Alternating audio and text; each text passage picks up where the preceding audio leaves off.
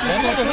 విద్యార్థుల్ని బయట కూర్చొని ఇప్పటికే ఆందోళన నిర్వహిస్తున్నారు. వారి విద్యార్థి సంఘ నాయకులు గేటు దూకి లోపలికి వెళ్తున్నారు. వాళ్ళ ఆందోళనకు మద్దతుగా విద్యార్థి సంఘ నాయకులు లోపలికి వెళ్ళారు.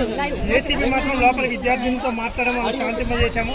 లోపల వాళ్ళు కంప్లైంట్ చేస్తే మాత్రం వాళ్ళ మీద చర్యలు తీసుకుంటామని ఏసీబీ అంటున్నారు. కానీ విద్యార్థులు మాత్రం మాకు న్యాయం జరగట్లేదని బయట కూర్చొని ఆందోళన చేస్తున్నారు. మనం చూసుకోవచ్చు, విద్యార్థులను లోపల ఆందోళన చేస్తున్నారు. విద్యార్థిని సంఘ నాయకులు కూడా వీరికి మద్దతుగా లోపలికి వెళ్ళే ప్రయత్నం చేస్తున్నారు.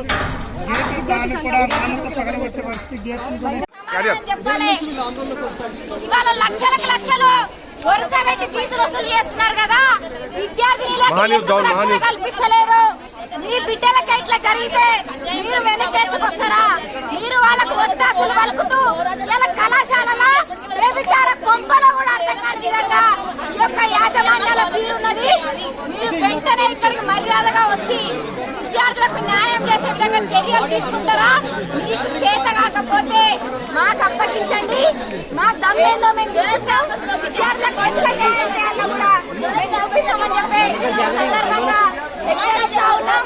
ఖబర్దార్ ముఖ్యమంత్రి రేవంత్ రెడ్డి, ఈ రాష్ట్రంలో 2 మహిళా మంత్రులు ఉన్నారు. 300కు పైగా న్యూడ్ వీడియోస్ బయటకు వెళ్ళినాయని ఆడబిడ్డలు ఈరోజు గోడు వెళ్ళవస్తుంటే స్పందించట్లేరు. ఇంత సిగ్గుందా మహిళా మంత్రులారా అని ఈ సందర్భంగానే ప్రశ్నిస్తా ఉన్నా. మీరు కనుక తప్పు చేయకపోతే ఎందుకు విద్యార్థుల ముందుకు రావట్లేదు? ఎందుకు ఈ విధంగా బంధిస్తున్నారు? నిజంగా మీకు తప్పు లేకపోతే రండి, రోడ్డు మీదకి రండి, చూసుకుందాం. మీరు ఈ విధంగా బంధించినంత మాత్రాన ఏబీవీపీ ఆగదని చెప్పేసి ఈ సందర్భంగా హెచ్చరిస్తా ఉన్నా.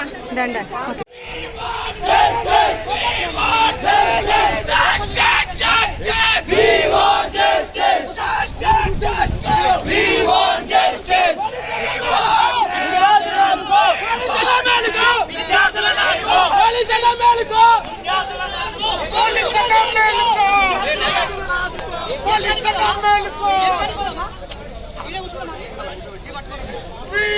want